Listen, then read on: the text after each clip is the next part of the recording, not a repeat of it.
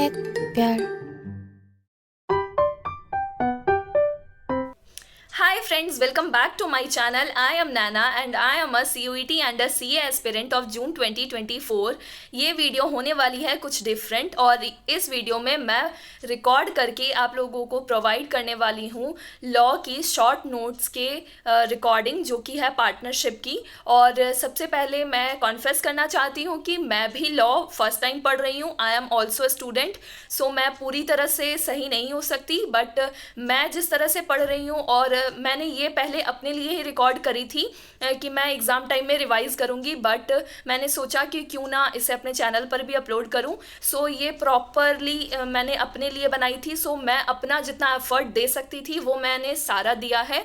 सो मेरा ये कहने का मतलब है कि मैं खुद भी स्टूडेंट हूँ। सो कहीं अगर कॉन्सेप्ट्स में कुछ गलती होती है या अगर आपको लगता है कि इसे बेटर वे में बोलना चाहिए था तो आप प्लीज़ कमेंट में बताना, मैं ज़रूर एक्सेप्ट करूँगी। और अगर आप सीनियर हो तो प्लीज़ मुझे गाइड कर देना और आप मेरी गलती भी ढूंढ सकते हो कि मैं कहाँ पे गलत हूँ। सो मुझे बहुत अच्छा लगेगा अगर आप कमेंट्स में बताओ, तो मैं उसे एग्ज़ाम के पहले ज़रूर ठीक करने का सोचूंगी। और ये पॉडकास्ट उनके लिए ज़्यादा प्रेफरेबल है जो ये सारे यूनिट को एक बार पढ़ चुके हैं, जिनके कॉन्सेप्ट्स क्लियर हैं, क्योंकि मैंने अपने शॉर्ट नोट से जल्दी जल्दी इसे बोल करके समझाया है। और तो क्योंकि जिसके कॉन्सेप्ट नहीं क्लियर हैं उसे शायद ये समझ में भी ना आए, क्योंकि मैंने बहुत ही कम शब्दों में इसे कंप्लीट करने का कोशिश किया है, ताकि और मेरा ये एम रहता है कि मैं जब भी सोने से पहले इसे रात में एक बार चला लूँ ताकि दिमाग में वो सारी चीज़ें घूमती रहे। सो आप भी ऐसा कर सकते हो और अगर आपके कॉन्सेप्ट्स क्लियर हैं सो आप स्पीड में भी चला सकते हो। सो ये मेरी आदत है कि मैं थोड़ा स्पीड में देख लूँ ताकि टाइम भी थोड़ा कम लगे और दिमाग में तो कॉन्सेप्ट क्लियर ही है तो जल्दी से जल्दी हो जाए। और प्लीज़ आप स्टे कनेक्टेड विथ मी। सो आप सारे सारे एक्ट को मैं ऐसे ही रिकॉर्ड करके आपको प्रोवाइड कराने वाली हूँ। और प्लीज़ कमेंट में बताओ कि इसके बाद मैं कौन सा वीडियो अपलोड करूँ, कौन सा एक्ट का। सो चलिए फिर बिना लेट किए स्टार्ट करते हैं। So let's get into the video. आज शुरू करेंगे इंडियन पार्टनरशिप एक्ट 1932। इसका सबसे पहले यूनिट 1 देखेंगे जिसमें जनरल नेचर ऑफ पार्टनरशिप के बारे में बताया गया है। पार्टनरशिप यानी कि हुआ एग्रीड रेशियो जिसमें हो शेयर प्रॉफिट करता हो, फॉर बिजनेस पर्पस हो, कैरिड बाय वन हो या वन एक्टिंग फॉर ऑल हो। उसके बाद कौन कौन person partner, collective partnership firm और नेम। पर्सन मतलब पार्टनर हुआ, कलेक्टिव मतलब पार्टनरशिप फर्म हुआ और नेम मतलब फर्म का नेम हुआ। उसके बाद पार्टनरशिप के लिए एलिमेंट क्या क्या चाहिए, तो सबसे पहला है एसोसिएशन ऑफ 2 और मोर पार्टनर्स, यानी कि यहाँ पर 2 और 2 से ज़्यादा पार्टनर्स होना चाहिए। रिकग्नाइज बाय लॉ ओनली, यानी कि कोई लीगल पर्सन यानी कि कोई ह्यूमन बीइंग होना चाहिए, या created by law, recognize by law only वाला पर्सन होना चाहिए। But partnership firm can't minor को नहीं ले सकता है, but minor can only for benefits, यानी कि माइनर सिर्फ बेनिफिट के लिए आ सकता है। कंपनी कैन, यानी कि रिकग्नाइज्ड बाय लॉ है तो यहाँ पर कोई भी कंपनी पार्टनरशिप का पार्टनर बन सकती है और कोई भी इंडिविजुअल आदमी भी बन सकता है। और फिर section 464 of companies act 50 maximum partners, maximum limit of partner 50 partner के लिए है। सेक्शन 464 कंपनीज एक्ट बताता है। पार्टनरशिप एक्ट साइलेंट है मैक्सिमम लिमिट के बारे में। उसके बाद एग्रीमेंट आता है। एग्रीमेंट वॉलंटरी होना चाहिए प्लस कॉन्ट्रैक्चुअल होना चाहिए। Means agreement is must express या इम्प्लाइड, यानी कि बोल करके या लिखा हुआ होना चाहिए। एक्सप्रेस यानी कि ओरल और रिटन दोनों हो सकता है। रिटन में आ जाता है डीड, और इम्प्लाइड अगर हुआ तो by consistent course of conduct, यानी कि म्यूचुअल अंडरस्टैंडिंग वहाँ पर ज़रूर होना चाहिए, तभी इम्प्लाइड कॉन्ट्रैक्ट भी माना जाएगा। उसके बाद आ जाते हैं तीसरा एलिमेंट है बिजनेस, जो कि मस्ट एग्जिस्ट, यानी कि पार्टनरशिप कोई नॉन प्रॉफिट ऑर्गेनाइजेशन के लिए नहीं कर सकता है, सिर्फ बिजनेस पर्पज़ के लिए ही कर सकता है। प्लस गेन मोटिव से करना चाहिए। ऑक्यूपेशन होना चाहिए, प्रोफेशन होना चाहिए, मस्ट एग्जिस्ट ट्रेड होना चाहिए। No intention of business plus gain, यानी कि अगर इंटेंशन नहीं है बिजनेस या गेन का तो वो पार्टनरशिप नहीं है। उसके बाद चौथा एलिमेंट है एग्रीमेंट टू शेयर प्रॉफिट्स। पहला हो जाएगा पार्टनर होल प्रॉफिट नहीं ले जा सकता, यानी कि अगर agreement must share in agreed ratio, या तो एग्रीड रेशियो में शेयर करो, या तो फिर अगर कोई एग्रीमेंट नहीं है तो फिर पार्टनरशिप एक्ट लागू होगा और इक्वल पार्टनर्स में पैसा बटेगा। लॉस शेयरिंग नॉट इम्पॉर्टेंट, यानी कि प्रॉफिट तुम एक आदमी नहीं ले जा सकता, लेकिन अगर तुम्हारे एग्रीमेंट में लिखा है तो तुम लॉस एक आदमी को ज़रूर दे सकते हो। If agreed one partner can take all losses else according to PSR। पांचवा है business carried by one acting for all. इसको cardinal principle of partnership law कहते हैं, यानी कि कोई भी बिजनेस कैरिड बाय वन, यानी कि एक आदमी द्वारा कैरी किया जा सकता है, या एक्टिंग फॉर ऑल, एक आदमी जो कि सबके बिहाफ पर एक्ट करे। Binding contract of mutual agency होना चाहिए। Each partner is agent as well as principal. उसके बाद true test of partnership profit share से नहीं होता है बल्कि म्यूचुअल एजेंसी से होता है। उसके बाद केस यहाँ पर आ जाएगा KD Kamath and company. One partner have power exclusively means bank borrow on behalf of firm. This is provided, ऐसा हो सकता है अगर एग्रीमेंट हो तो। साथ में दो कंडीशन होना चाहिए, एजेंसी प्लस प्रॉफिट शेयरिंग होना चाहिए, यानी कि एक पार्टनर जो है वो पावर एक्सक्लूसिवली रख सकता है, यानी कि वो बैंक जा सकता है, बोरो ऑन बिहाफ ऑफ फर्म कर सकता है, लेकिन वो ऐसा तभी हो सकता है अगर एग्रीमेंट में लिखा है तो। और साथ में दो कंडीशन होना चाहिए, एजेंसी होना चाहिए प्लस प्रॉफिट शेयरिंग होना चाहिए। ट्रू टेस्ट ऑफ पार्टनरशिप कैसे हम लोग पता करते हैं, तो सबसे पहला तो है एग्रीमेंट होना ही चाहिए, यानी कि partnership is created by agreement and not by status, यानी कि हिंदू अनडिवाइडेड फैमिली वाला जो बिजनेस होता है वो स्टेटस से बनता है और उसे हम पार्टनरशिप नहीं कहेंगे क्योंकि उसमें एग्रीमेंट नहीं होता है। दूसरा एलिमेंट है प्रॉफिट शेयरिंग, यानी कि प्राइमा फेसी ये है कि नॉट कंक्लूसिव एविडेंस भी, यानी कि प्राइमा फेसी सबसे पहले हम लोग यही देखेंगे कि प्रॉफिट शेयरिंग है या नहीं है, पर ये कंक्लूसिव एविडेंस नहीं है। यानी कि सिर्फ इसको प्रॉफिट शेयरिंग देख करके ही हम लोग ये कंक्लूड नहीं कर देंगे कि ये प्रॉफिट शेयरिंग ये पार्टनरशिप है। उसके आगे रियल इंटेंशन देखना पड़ता है, कंडक्ट ऑफ पार्टीज देखना पड़ता है, वर्बल एग्रीमेंट देखना पड़ता है। उसके बाद ये ध्यान में रखना पड़ता है कि जो भी आदमी प्रॉफिट शेयर कर रहा है वो सब लोग को हम लोग पार्टनर का दर्जा नहीं दे सकते, जैसे कि 5 लोग इसमें नहीं आएंगे। जॉइंट होल्डिंग प्रॉपर्टी अगर किसी का होगा तो वो आदमी नहीं आएगा, यानी कि अगर कोई पर्सन इंगेज है बिजनेस में तो वो सब लोग ही पार्टनर नहीं हो सकते। दूसरा लेंडर, यानी कि जिसको हम लोग को पैसा देना है उसको भी हम लोग पार्टनर कंसिडर नहीं करेंगे। सर्वेंट या एजेंट को भी नहीं कंसिडर करेंगे। वीडो या तो फिर लीगल रिप्रेजेंटेटिव और डिजीज पार्टनर। उसके बाद गुडविल सेल जिसको हम लोग करते हैं उसको भी हम लोग पार्टनर कंसिडर नहीं करेंगे। पर दूसरा होता है प्रॉफिट शेयरिंग जिसमें हम लोग रियल यानी कि प्राइमा फेसी तो होता ही है, लेकिन जो तीसरा होता है उसको देखना बहुत इंपॉर्टेंट है, और तीसरा है एजेंसी, और इसको हम लोग कहते हैं कार्डिनल प्रिंसिपल, और ये मस्ट इम्पॉर्टेंट होना चाहिए। यानी कि जो रिलेशन बिटवीन पार्टनर्स है वो कैसा है, तो अगर एक दूसरे के पार्टनर्स जो है वो प्रिंसिपल और एजेंट दोनों हैं तभी उसे हम एजेंसी कहते हैं। अगर ये वाली चीज़ें हैं तभी हम लोग कंसिडर करेंगे कि ये पार्टनरशिप है। Act of one plus one on behalf of plus done in good faith equal to binds all within authority, यानी कि कोई एक काम कर रहा है और या तो फिर किसी पार्टनर के बिहाफ पर काम किया जा रहा है plus done in good faith है और फिर बाइंड किया जा रहा है सबको, तो इसको मतलब ये सब लोगों को बाइंड करेगा। और यहाँ पर एक केस आता है शांति रंजन दास गुप्ता वर्सेस दासीरण मुजामुल, और ये वाला केस के अंदर सुप्रीम कोर्ट ये बताया था कि ये वाला जो बिजनेस चल रहा है इसे हम पार्टनरशिप बिजनेस नहीं कहेंगे, क्योंकि पहला रीज़न था कि ये लोग अपने प्रॉफिट को कहीं भी रिटेन नहीं कर रहे थे, रिकॉर्ड नहीं कर रहे थे। दूसरा रीज़न था कि ये लोग कोई भी अकाउंट्स मेंटेन नहीं कर रहे थे। तीसरा रीज़न था कि ये लोग पार्टनरशिप के नाम पर कोई भी बैंक अकाउंट ओपन नहीं किए थे। चौथा था कि कोई भी रिटर्न इंटीमेशन नहीं था। इस कारण से इसको हम लोग पार्टनरशिप नहीं मानते हैं। फिर आ जाते हैं kinds of partnership with regard to duration होता है पहला टाइप, और दूसरा होता है with regard to extent of business होता है। तो ड्यूरेशन वाला में आ जाता है एट विल और दूसरा आ जाता है एट फिक्स पीरियड, और एक्सटेंट ऑफ बिजनेस वाला में आ जाता है पर्टिकुलर और जनरल। पहला बात करेंगे एट विल के बारे में, उसमें नो फिक्स्ड पीरियड होता है plus no provision to determine, और इस पार्टनरशिप को एंड करने के लिए कोई भी पार्टनर अपना मतलब वो लोग अपने कंसेंट से इसको डिसॉल्व कर सकता है।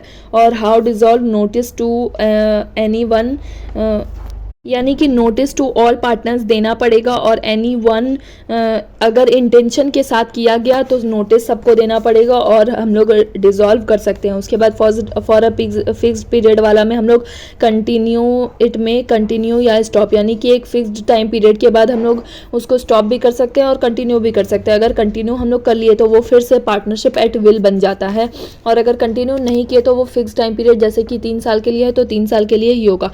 उसके बाद एक्सटेंट ऑफ बिजनेस के बारे में बात करेंगे। पहला आता पार्टिकुलर पार्टनरशिप में होता है कि एक adventure continuous business dissolve on completion of that task, liability extend to only one business adventure, यानी कि कोई एक पर्टिकुलर काम को करने के लिए इसको किया जाता है। जनरल पार्टनरशिप मतलब होता है for a business in general, यानी कि कोई भी जनरल काम करने के लिए होता है। Liability extend to full business, यानी कि अगर एक कॉन्ट्रैक्ट सिर्फ रोड बनाने का अगर कॉन्ट्रैक्ट किया गया है तो सिर्फ रोड बनाने तक ही वो पार्टनरशिप एग्जिस्ट करता है, और अगर इन जनरल पार्टनरशिप किया गया है यानी कि हम लोग दोनों आज से पार्टनर हैं तो वो कोई भी काम को लेकर के हो सकता है। उसके बाद बात करेंगे पार्टनरशिप डीड की। तो partnership deed is the result of an agreement, no formality, written और ओरल दोनों हो सकता है। बेटर नो डिस्प्यूट्स, रिटन को ज़्यादा प्रेफर किया जाता है। उसके बाद स्टैम्प एक्ट 1899 के द्वारा होता है। इमूवेबल प्रॉपर्टी रजिस्ट्रेशन एक्ट, यानी कि जहाँ पर भी जो पार्टनरशिप इमूवेबल प्रॉपर्टी अपने पास होल्ड करती है तो उसको रजिस्ट्रेशन एक्ट के ज़रिए उसको स्टैम्प्ड करवाना पड़ेगा और रजिस्टर करवाना पड़ेगा, और डीड जो होगा वो राइटिंग में होना चाहिए।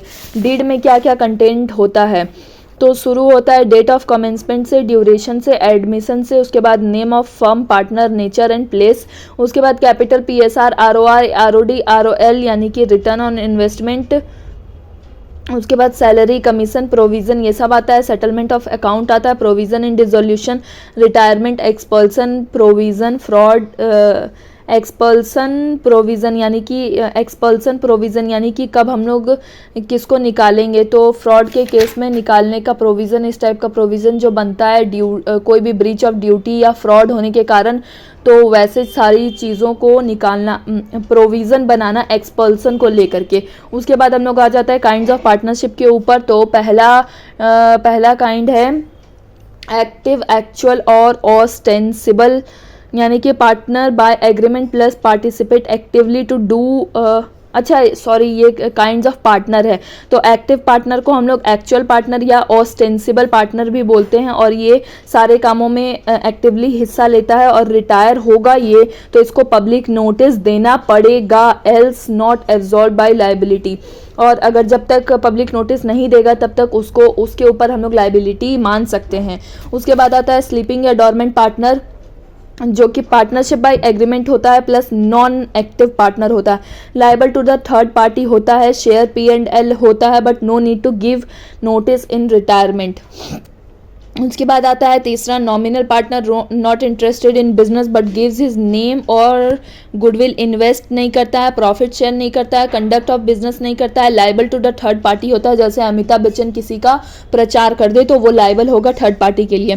चौथा आता है profit only, not liable for loss है। लायबल हुआ तो मतलब प्रॉफिट अगर नहीं हुआ तो उसके लिए ये जिम्मेदार नहीं है, लेकिन अगर प्रॉफिट है तो ये वहाँ पर मुंह उठा करके सारा प्रॉफिट लेने पहुँच जाएगा। इनकमिंग एंड आउटगोइंग पार्टनर तो पता ही है। उसके बाद आ जाता है पार्टनर बाय होल्डिंग आउट या स्टॉपल डॉक्टरिन, यानी कि सेल्फ अलाउ और अदर अलाउ कांट डिनाई, यानी कि कोई अगर तुमको बोल दिया कि ये तो मेरे पार्टनर का ये तो मेरे फर्म का पार्टनर है, और अगर तुम मना नहीं कर रहे हो तो तुम उसे अप्रूव कर रहे हो कहीं ना कहीं इम्प्लाइड वे में। तो और तुम अगर थर्ड पार्टी के सामने अगर कोई कुछ बोला है तो अब तुमको थर्ड पार्टी के सामने ये मानना पड़ेगा कि तुम उसके पार्टनर हो, जबकि तुम उसके पार्टनर नहीं भी हो। सो हाउ प्रूव एक्टेड, वहाँ पर साइलेंटली तुम रह गया, इसलिए तुम एक्टिंग पार्टनर हो चुका है। allowed other plus third party to whom represent made plus acted, holding out covers active retired partner। ये तो था पार्टनरशिप बाय इस्टॉपेल, और होल्डिंग आउट मतलब होता है कि जो पार्टनर अभी तक नोटिस नहीं दिया और वो रिटायर कर चुका है, सो वो एक्टिव रिटायर्ड पार्टनर, और मतलब एक्टिव पार्टनर को ज़रूरी होता है नोटिस देना, और वो अभी तक रिटायरमेंट के बाद नोटिस नहीं दिया तो उसको पार्टनर बाय होल्डिंग आउट बोलेंगे। उसके बाद यूनिट 2 में unit 2 partnership act relation of partners. पहला है relation of partners to one another कैसा होना चाहिए। तो सबसे पहला आएगा जनरल ड्यूटीज़ ऑफ पार्टनर। इसमें आएगा कि मस्ट शेयर ऑल इन्फॉर्मेशन, यानी कि सारा इन्फॉर्मेशन शेयर एक दूसरे पार्टनर्स को करना ज़रूरी है। दूसरा है all partners are bound to render accounts. दूसरा इसमें आ जाएगा point duty to indemnify for loss caused by fraud, यानी कि अगर एक पार्टनर कोई गलती करता है तो वही इंडेमनीफाई करेगा। तीसरा पॉइंट है determination of rights and duties of partner by contract between the partners. एक कॉन्ट्रैक्ट के जरिए mutual rights and duties are written in deed made after the consent of the partner. Agreement in restraint of trade. Partner shall not carry on any business other than that firm while he is a partner. Conduct of business, चौथा point आ गया take part in business, attend duties, in case of difference arising follow majority, right to take right to inspect and access the accounts. In death में legal representative also access inspect the accounts. उसके बाद आ जाता है mutual rights and liabilities of a partner. No remuneration, share profit equally, IOC only out of profit, IOL 6% indemnify करेगा। ये सब partnership act के द्वारा है।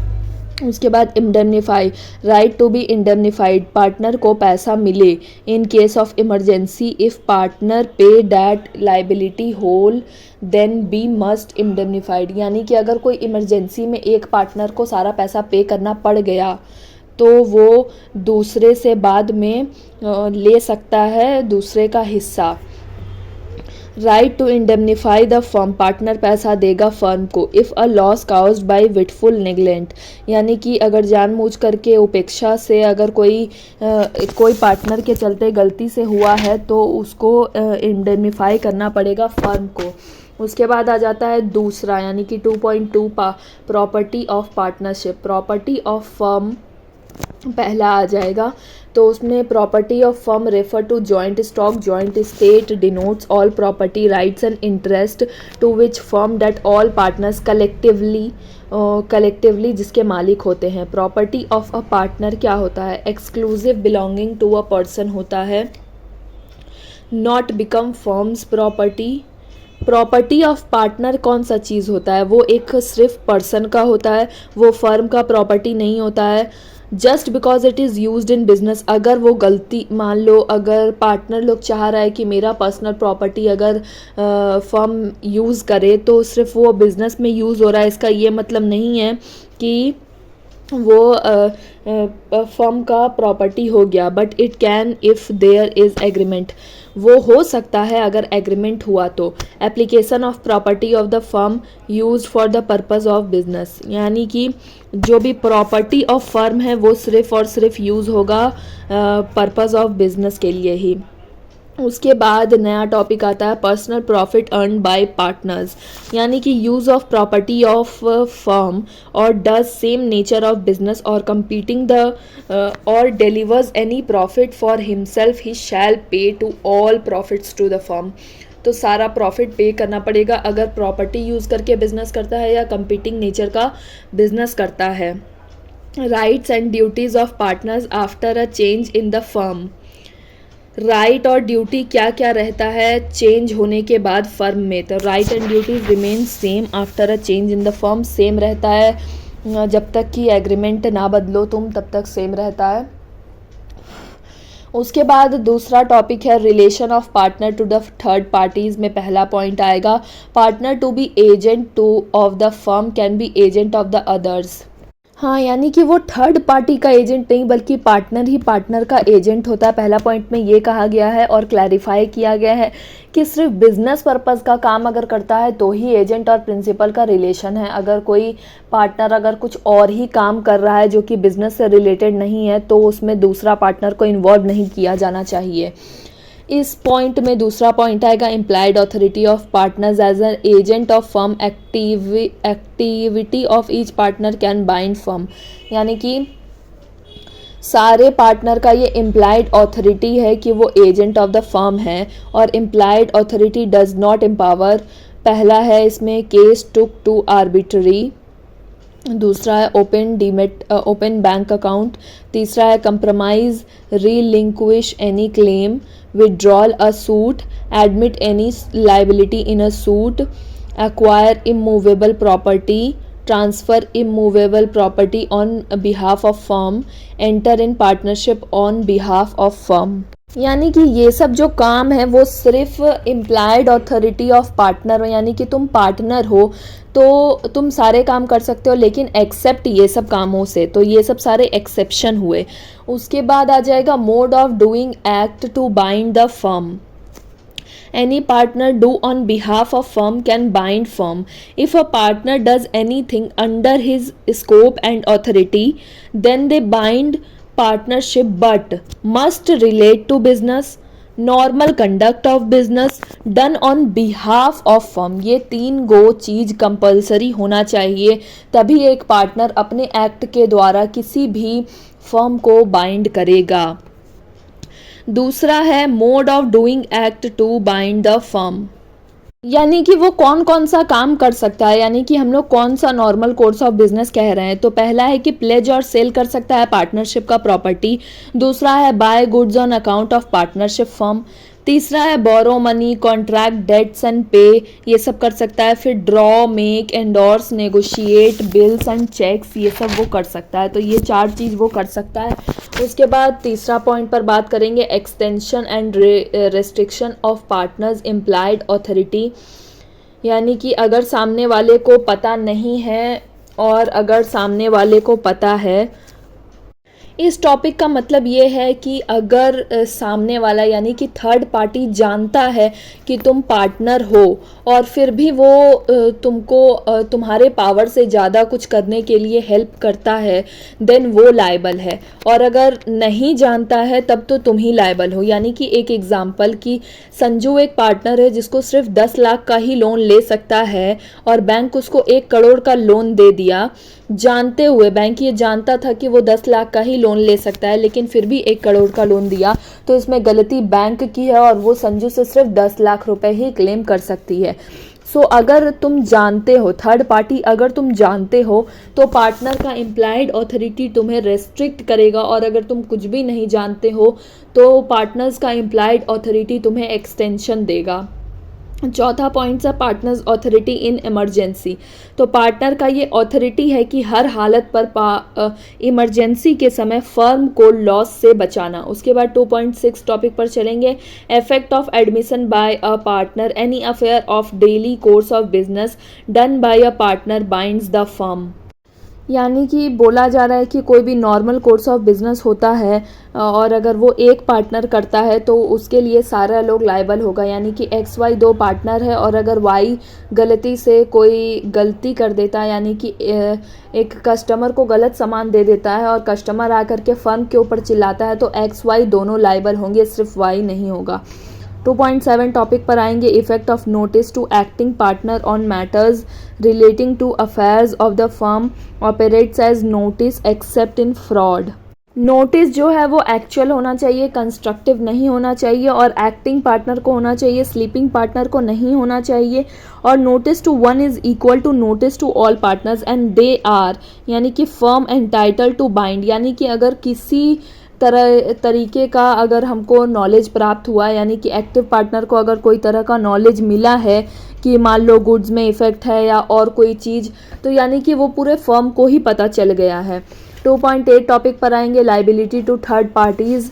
पहला में आ जाएगा liability of a partner for acts of the firm jointly और सेवरली।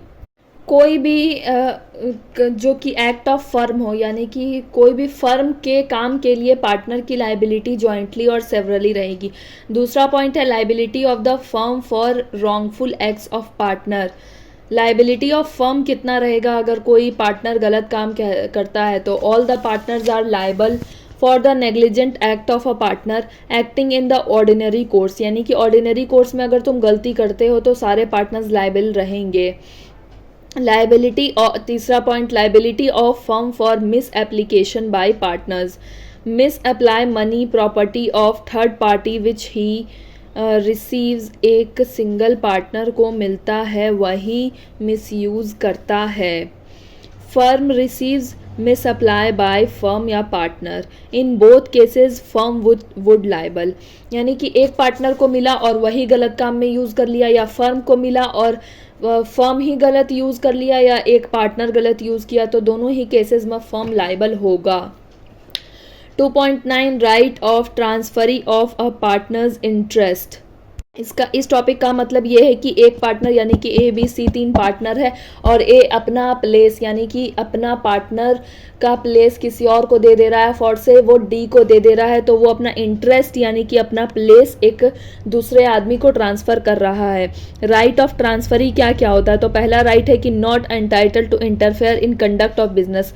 नॉर्मल कंडक्ट में वो आ नहीं सकता है, कोई भी अकाउंट्स को वो एक्सेस नहीं कर सकता है, इंस्पेक्ट नहीं कर सकता है। Book only entitle to get share of profit. वो ना तो कंडक्ट ऑफ बिजनेस में आ सकता है, ना ही वो अकाउंट को एक्सेस कर सकता है, बस वो सिर्फ शेयर ऑफ प्रॉफिट ले सकता है।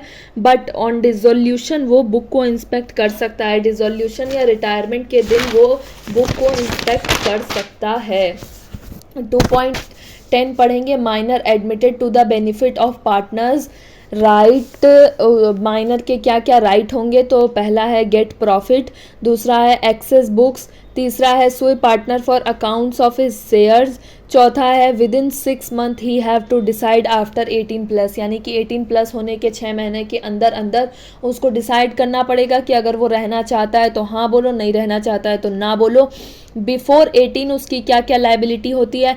Liable only to the extent of his shares, no personal liable, उसकी प्रॉपर्टी लाइबल होती है। Can not declared insolvent but firm is, firm insolvent हो जाए पर माइनर नहीं हो सकता है। आफ्टर 18 उसके क्या क्या राइट होते हैं? तो within 6 month he wants to continue और नॉट वांट्स। नो नोटिस अगर तुम दिए हो तो एज्यूम किया जाएगा कि तुम कंटिन्यू कर रहे हो। नोटिस फॉर येस और no to the registrar, registrar को ही देना पड़ेगा। If he don't know in his minority that he is partner, then first he have to prove that he don't know about this. When he becomes partner, personally liable, PSR जो है वो same ही रहता है जितना उसका minority में होता है। और अगर नहीं बनना चाहता पार्टनर तब his share not liable after the date of notice, वो जब नोटिस दे दे उसके बाद से उसका शेयर लाइबल नहीं रहेगा, प्रॉफिट के लिए, लॉस के लिए, कुछ के लिए भी। दूसरा है entitle to sue partners for his shares, जब तक का उसका शेयर बना है तब तक का वो दूसरे पार्टनर्स को सू करके पैसा निकलवा सकता है। आगे का पॉइंट्स में जाएंगे। 2.11 legal consequences of partner coming in and going out. पहला है intro of partner, liable for everything which happened after his admission. दूसरा है retirement, a partner may retire, consent of all, सबका कंसेंट चाहिए, एक्सप्रेस एग्रीमेंट होना चाहिए, notice in writing होना चाहिए। Partnership at will, partnership at will में तुमको नोटिस इन राइटिंग देना पड़ेगा रिटायरमेंट के लिए। दूसरा पॉइंट आ जाएगा discharge from any liability to any third party. तीसरा आ जाएगा public notice, not liable to third party who deals with the firm without knowing he was partner, यानी कि कोई ऐसा थर्ड पार्टनर जो कि जानता ही नहीं हो कि तुम उसके पार्टनर हो तो उसके लिए वो आदमी कतई लायबल नहीं होगा, रिटायरमेंट के बाद चाहे रिटायरमेंट के पहले। उसके बाद चौथा पॉइंट है नॉट इन्वॉल्व इन रिकन्स्टिट्यूट फर्म, यानी कि ऑब्वियस सी बात है रिकन्स्टिट्यूट फर्म जो होगा उसमें तुम इन्वॉल्व नहीं रहोगे। तीसरा पॉइंट आ जाता है एक्सपल्शन का। तो एक्सपल्शन किस किस केस में हो सकता है? पहला तो expulsion power present in contract, contract में जैसा लिखा रहेगा उस तरीके से होगा। और उसके बाद दूसरा पॉइंट आ जाता है मेजॉरिटी, मेजॉरिटी अगर एक्सपल्सन के साथ है तो तुम एक्सपेल किए जाओगे। उसके बाद गुड फेथ में हो रहा है तो सपोर्ट किया जाएगा, यानी कि फर्म के लिए अच्छा है तो सबके लिए अच्छा है। और गुड फेथ को हम लोग चेक कैसे करेंगे? 3 पॉइंट्स है इसके लिए कि हम लोग गुड फेथ में काम कर रहे हैं या नहीं कर रहे हैं। पहला है इंटरेस्ट ऑफ फर्म, यानी कि फर्म के हित में है या नहीं है, नोटिस सबने दिया है या नहीं दिया है। और तीसरा है अपॉर्चुनिटी ऑफ बीइंग हर्ड, यानी कि उस तीसरे इंसान को सुनने का हम लोगों को उसको पूरा हक दिया जाएगा। चौथा पॉइंट है इंसॉल्वेंसी के केस में क्या होगा? 2 पॉइंट है, वो इंसॉल्वेंट हो गया तो पार्टनर अब नहीं है, यानी कि he ceases to be a partner if he is insolvent. दूसरा पॉइंट है फर्म डिसॉल्व नहीं होता इंसॉल्वेंसी से। अगर एक पार्टनर इंसॉल्वेंट हो गया तो डिसॉल्व नहीं हो जाएगा फर्म लायबल नहीं होगा इंसॉल्वेंट पार्टनर के एक्ट से आफ्टर एडजुडिकेशन मेड, यानी कि एडजुडिकेशन हो गया उसके बाद इंसॉल्वेंट पार्टनर तो पार्टनर रहा ही नहीं, तब वो किस लिए लायबल होगा, और फर्म उसके कोई काम के लिए लायबल नहीं होगा। और इन सारे का इफेक्ट क्या होगा? पहला तो वो नॉट कंटिन्यू एज पार्टनर हो जाएगा, ceases to be a partner. तीसरा, state of insolvent not liable for act of firm, यानी कि वो एडजुडिकेशन के बाद फर्म के किसी भी एक्ट के लिए लायबल नहीं होगा, ना ही फर्म उसके किसी एक्ट के लिए लायबल होगी। पांचवा है generally insolvency leads to dissolution but also not, यानी कि कभी कभार होता है कभी कभार नहीं होता है। छठा है liability of state of diseased partner after death, state of diseased partner is not liable for the liability of firm, यानी कि वो पार्टनर आज मरा है तो आज के बाद के किसी भी लाइबिलिटी के लिए उसका स्टेट यानी कि उसका एसेट लायबल नहीं होगा, वो मरा है बस उसी सारे दिनों तक का उसका हिसाब रखा जाएगा। 2.12 में देखेंगे right of outgoing partner to carry on competing business, यानी कि कोई पार्टनर अगर निकल चुका है तो वो कंपीटिंग बिजनेस कर सकता है या नहीं कर सकता है। ही में नॉट, यानी कि वो फर्म का नाम नहीं यूज़ करेगा पहला तो। दूसरा represent himself, he may not represent himself.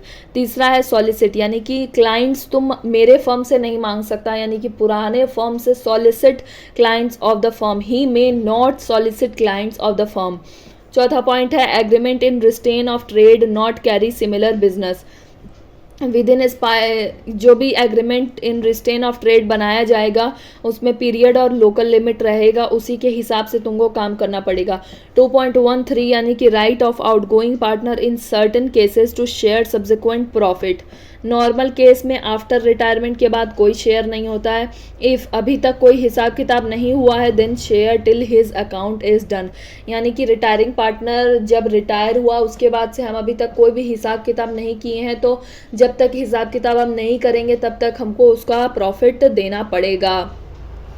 2.14 में आ जाएंगे revocation of continuing guarantee by change in firm, continuing guarantee A B C partner A has friend P and Q allow back to give money to A जितना वो चाहे on continuing basis, यानी कि इसका ये मतलब है revocation of continuing guarantee. Continuing guarantee का मतलब ये होता है कि अगर एक पार्टनर को कोई दूसरा यानी कि कोई थर्ड पार्टी उसका दोस्त या उसके रिश्तेदार उसको लोन दे रहा है और लोन वो भी कंटिन्यू बेसिस पर दे रहा है, और अगर जिस पार्टनर को ये लोन मिल रहा था, जिस पार्टनर के द्वारा फर्म को जो लोन मिल रहा था, तो वो अब पार्टनर ही नहीं बचा, मान लो ए डेथ हो गया या उसको निकाल दिया गया या रिटायर हो गया, तो अब वो कंटिन्यूइंग गारंटी उसी समय पर स्टॉप हो जाए। Partnership unit 3 registration and dissolution of firm. Registration of firm ऐसे तो नॉट मैंडेटरी है, पर जो फॉर्म है वो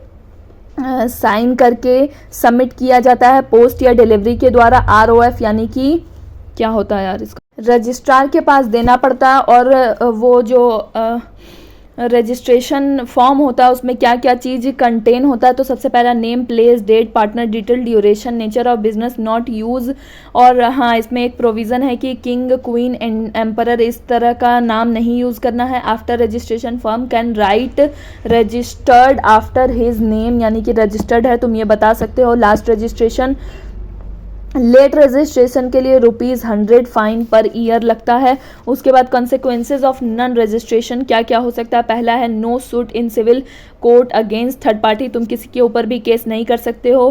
कोई भी फर्म तुम्हारी फर्म तो कर ही नहीं सकती है, बल्कि तुम्हारे पार्टनर्स भी किसी के ऊपर सू नहीं कर सकते हैं। दूसरा है no relief to partners for set off claim, only 100 can be set off, यानी कि अगर तुमको सेट ऑफ करना है तो तुम सिर्फ और सिर्फ 100 रुपये ही सेट ऑफ कर सकते हो, उससे ज़्यादा नहीं सेट ऑफ कर सकते हो। तीसरा है partner also not suit case against another, partner भी दूसरे पार्टनर के ऊपर केस नहीं कर सकते हैं। थर्ड पार्टी कैन सू, और ऊपर से तुम्हारे ऊपर थर्ड पार्टी सू कर सकता है। एक्सेप्शन क्या है, थर्ड पार्टी सू कर सकता है फर्म या पार्टनर दोनों को। In dissolution partner sue for settlement account.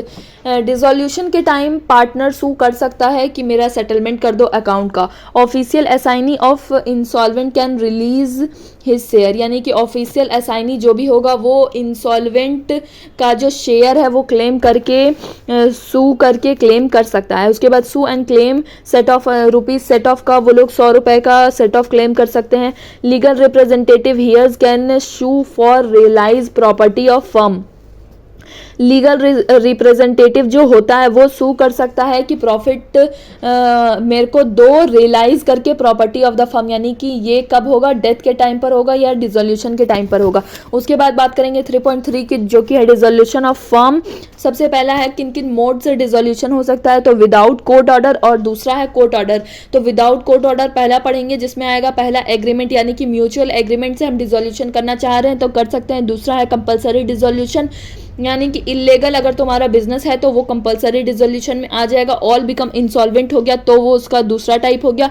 और ऑल इंसॉल्वेंट एक्सेप्ट वन, यानी कि सब लोग इंसॉल्वेंट हो चुके हैं सिर्फ एक को छोड़ करके। तो कंपलसरी डिसोल्यूशन में 3 केस आ जाएगा, इलीगल हो गया बिजनेस, और दूसरा आ जाएगा कि तुम सारे इंसॉल्वेंट हो गए, और तीसरा आ जाएगा ऑल इंसॉल्वेंट एक्सेप्ट वन। और फिर विदाउट कोर्ट ऑर्डर में तीसरा वाला चीज आ जाएगा on happening of certain contingencies, यानी कि कुछ दुर्घटना के चलते। तो सबसे पहला इसमें आ जाएगा कि टाइम कंप्लीट, तुम्हारा पार्टनरशिप फिक्स टाइम पीरियड के लिए था और अब तुम्हारा टाइम पीरियड कंप्लीट हो चुका है, सो तुम डिसोल्यूशन कर रहे हो। दूसरा है पर्पस कंप्लीट, यानी कि तुम्हारा पर्टिकुलर बिजनेस पार्टनरशिप था तो वो तुम्हारा पर्पस कंप्लीट हो चुका, तो अब तुम डिसोल्यूशन कर रहे हो।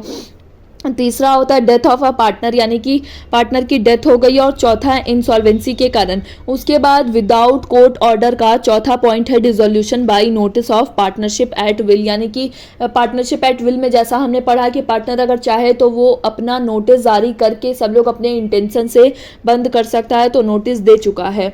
उसके बाद कोर्ट ऑर्डर वाला में आ जाएंगे, तो सबसे पहला आ जाएगा कि पार्टनर बिकम परमानेंट इनकैपेबल या अनसाउंड माइंड। सो पार्टनर इनकैपेबल हो गया है या अनसाउंड माइंड हो गया है तो कोर्ट बंद करवा सकता है, पहला हो गया। दूसरा हो गया कि persistent breach disregard of rules, यानी कि तुम्हारा पार्टनरशिप फर्म हर बार परसिस्टेंट ब्रीच कर रहा है रूल्स का, रेगुलेशंस का, और डिसरिगार्ड भी कर रहा है तो कोर्ट बंद करवा सकता है। तीसरा है मिसकंडक्ट हो रहा है तुम्हारे में बार बार, यानी कि चोरी डकैती, not maintenance account correctly, theft, ये सब हो रहा है।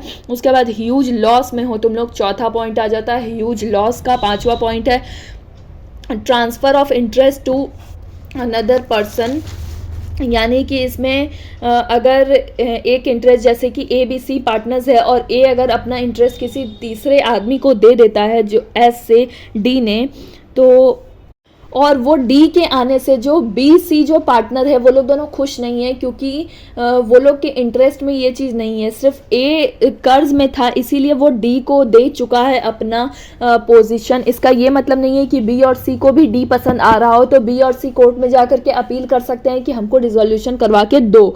छठा पॉइंट आ जाएगा इसमें कि जस्ट एंड इक्विटेबल पार्टनर लड़ लिए, तो अच्छा है कि डिसोल्यूशन ही कर दो भाई।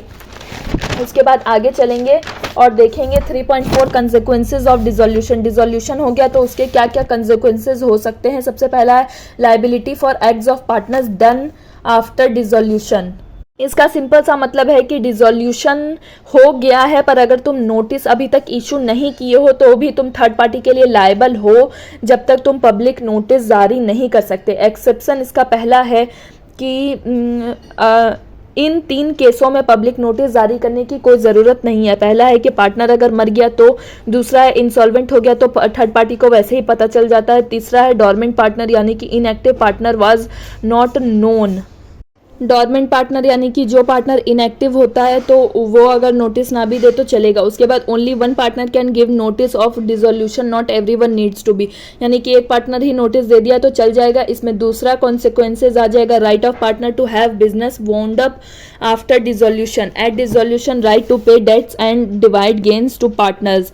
रियलाइजेशन अकाउंट बनाना ज़रूरी है और ये पार्टनर्स का राइट भी है और ड्यूटी भी है। और तीसरा कॉन्सिक्वेंसेज आ जाएगा continuing authority of partners for purpose of winding up, यानी कि तुम डिसोल्यूशन करा लिया और तुम भाग गए, ऐसा नहीं हो सकता। डिसोल्यूशन कराओ और सारा अनफिनिश्ड नेसेसरी अफेयर में पार्ट लो, हिस्सा लो और डिसोल्यूशन प्रोसेस को अच्छा से म्यूचुअल ऑब्लिगेशन के साथ कंप्लीट करके भागो। और चौथा आ जाएगा मोड ऑफ सेटलमेंट, किस किस तरीके से हम लोग सेटलमेंट कर सकते हैं। सो पहला आ जाएगा लॉस अगर है तो लॉस अगर हुआ है तो उसको भरपाई करना है पिछला प्रॉफिट से, यानी कि पास्ट प्रॉफिट से पहले यूज़ करना है। दूसरा यूज़ करना है पार्टनर कैपिटल को, और तीसरा फिर यूज़ करना है मनी बाउट बाय पार्टनर्स, यानी कि पहले प्रॉफिट को हम लोग ख़त्म करेंगे, उसके बाद पार्टनर कैपिटल को ख़त्म करेंगे, उसके बाद हम लोग पार्टनर का गला पकड़ के उन लोग का घर से पैसा मंगाएंगे। लेकिन एसेट पहले कहाँ कहाँ बिकेगा, तो एसेट बेच करके सबसे पहले हम लोग को पे करना पड़ेगा थर्ड पार्टी का लायबिलिटी, दूसरा हम लोग को पे करना पड़ेगा लोन जो कि पार्टनर दिया है, और तीसरा पार्टनर कैपिटल को देना पड़ेगा, और चौथा पीएसआर सरप्लस अगर हुआ तो फिर बांटा जाएगा। Firm debt and separate debts, first firm debts then separate debts, यानी कि होता है अगर प्रॉपर्टी ऑफ फर्म है, यानी कि कोई भी एसेट है फर्म का, तो वो पहले फर्म का डेट्स पूरा करेगा, फिर किसी पार्टनर का डेट पूरा करेगा। और वही अगर किसी सेपरेट पार्टनर का प्रॉपर्टी है तो वो पहले पार्टनर अपना खुद का डेट पूरा करेगा, तब जा करके किसी फर्म का डेट पूरा करेगा। सो ये था यूनिट 3।